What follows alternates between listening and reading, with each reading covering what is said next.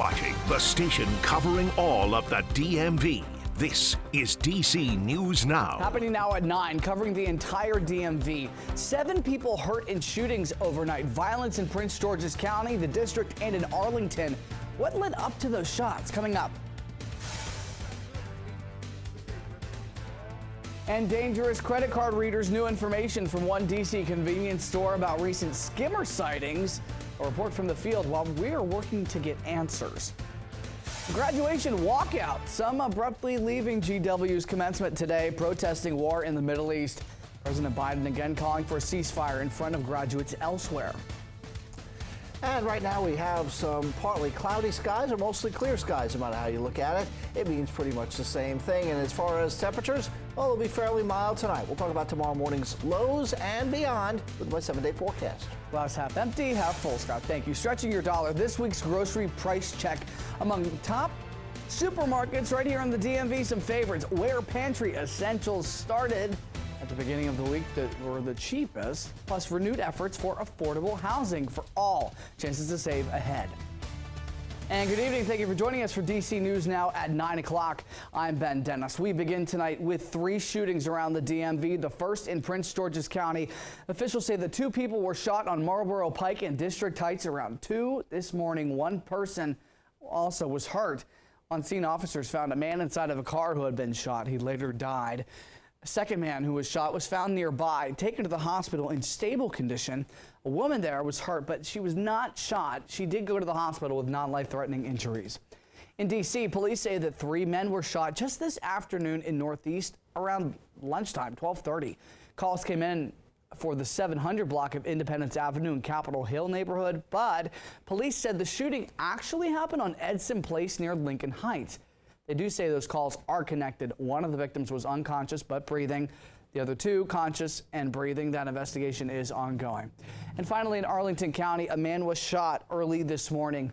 Police say it happened around 2:50. They got several reports for shots fired near the Arlington Police Department. Responding to several reports of shots near North Courthouse Road. This is near Arlington National Cemetery. We are told the 2 groups were arguing in a hotel parking lot. Somebody pulled out a gun, shot the man, and 2 parked cars. That man is now fighting for his life. Continuing coverage of an ongoing problem where you swipe your credit cards. We introduced you last week to one victim of credit card skimmers, devices that can steal your information when you use those cards. Tonight, our Dave Laval tells us skimmers are a continuing problem at one specific DC convenience store. Skimming devices are becoming common at this Cleveland Park 7-Eleven. Employees told us they found and removed 3 of the illegal devices over the last month and a half. But it's not good to me because they ripping people off. Rob Williams is angry another skimmer device targeted victims at the 7-Eleven on Connecticut Avenue Northwest. That is crazy. They have so much transportation through here and they will do that. DC police believe these men could be connected to a skimming device previously reported at the store. Those found at 2 Northwest Safeways, a Wawa, and a Harris Teeter in both Southeast and Northeast. Police offer their own recommendations, including make sure the keypad is not able to be moved or budged when touched. Look inside of the card reader before you insert your card. Plus, call 911 if you see or suspect there's a card skimmer. And don't forget, contact your bank immediately if you suspect you're a victim of that device.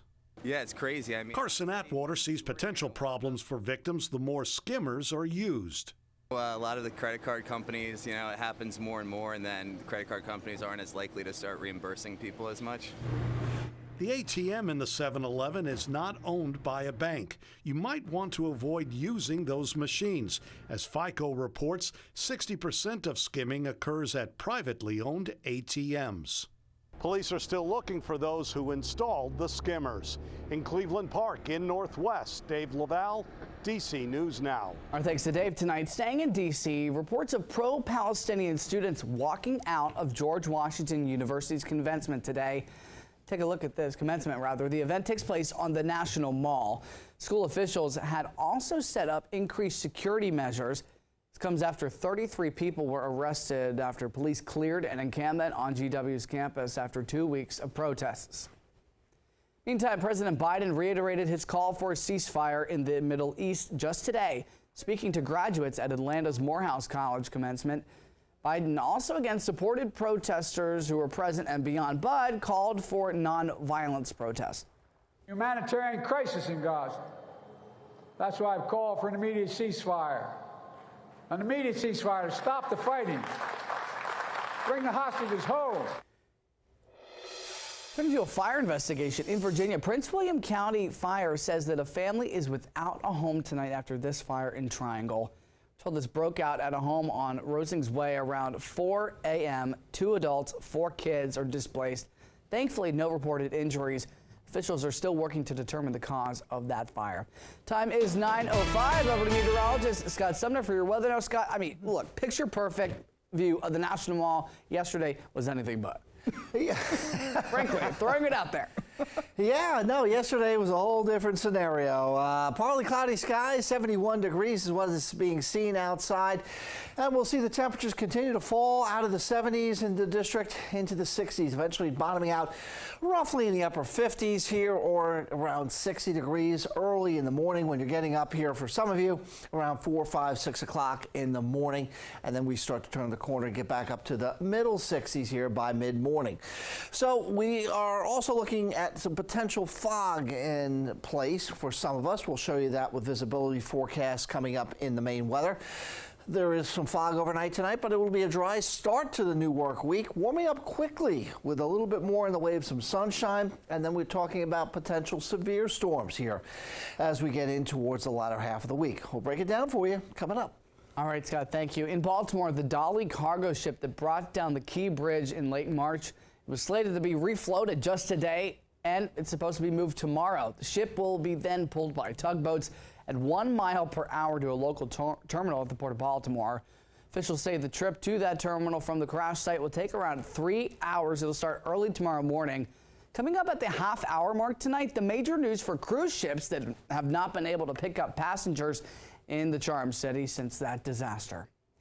The U.S. House passed legislation that would give Congress more oversight on D.C. crime. This could toughen sentencing laws, but not all city leaders are on board. The bill would also change the youth offender status to 18 or younger. Right now, it's anyone 24 and younger. The bill would also create a website monitoring youth crime statistics, and House Republicans and 18 Democrats did pass that bill. But Mayor Muriel Bowser and D.C. officials are criticizing it. They say it would reduce D.C. autonomy and, quote, would prevent district policymakers from responding to emerging crime trends or even create new crimes. Quote, swift and certain consequences are essential to deterring crime. District lawmakers say the bill would prevent them from quickly responding to those trends, and some criminal justice advocates say it would be the biggest rollback of home rule in a generation. Calls for change following a deadly fire in February of 2023. You remember this story, a Montgomery County apartment complex. A new law requires new buildings to be equipped with automatic smoke detectors and notify tenants if sprinkler systems are not working. The effort behind the legislation was sparked by the death of 25-year-old Melanie Diaz. She died in that high-rise fire. DC News Now's Leonard and Fleming spoke with her father about that new law. The Diaz family tell me they're happy the governor signed this bill into law, and if these fire protections they say were in place, their daughter Melanie would still be alive today. I don't want anybody feel the same pain we feel. The pain Cesar Augusto Diaz says he feels is the loss of his daughter Melanie in a Silver Spring high-rise fire in February 2023. She had just graduated from Georgetown University. I cannot describe it. You can replace, a car, you can replace a house, but you cannot replace a life. The arrived Silver Spring apartments didn't have sprinkler systems or working smoke detectors. A new Maryland law lobbied for by the Diaz family will now require smoke detectors in high-rises and forces owners to alert residents where there isn't a sprinkler system in place. This bill was born out of a tragic incident. State Senator Will Smith, who represents the Silver Spring area, sponsored the bill in the Senate. What this bill does is pushes us closer to ensuring that every building in Maryland, every high-rise building in Maryland has a sprinkler system and has adequate fire safety protections. The Diaz family flew in from Florida to witness Maryland Governor Wes Moore sign the legislation into law. It's been very hard on us. Cesar Alejandro Diaz is Melanie's brother. I'm hoping that through passing this bill and the actions that we continue to take in the future, we can find some sort of healing. The new law also creates a task force to study how best to retrofit old buildings with sprinkler systems in the future. And this is something the Diaz family says that they want going forward for Maryland. Reporting in Annapolis, Maryland, Leonard N. Fleming, DC News Now, back to you. All right, Leonard, thank you. Meantime, military veterans in Virginia say that they're upset after the General Assembly and Governor Glenn Youngkin got rid of a program to help veterans' children. Currently, the kids of vets who are more than 90% permanently disabled can have their tuition waived for 8 semesters at a public college or university in the Commonwealth. But changes to the program would require families of students who are not enrolled in school as of May 15th to apply for financial aid and potentially pay out of pocket before using a tuition waiver. I'm going to send this one to school come hell or high water. I will make it happen. That is my commitment to them. But I feel like the state's commitment to me to support them has just basically been kick the can down the road, and it really does hurt. Governor Glenn Youngkin issued an executive directive this week to establish a task force. That's to review the changes and their effects to see if any additional changes need to be made during next year's General Assembly session.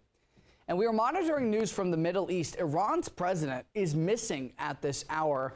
His helicopter went down. State TV there reports a hard landing. It's unknown what exactly happened, but there's been renewed focus lately on Iran and their tit for tat with Israel, only ratcheting up since the October 7th Hamas attack. Iran launched that drone and missile attack on Israel just last month. Stay with us as that story develops.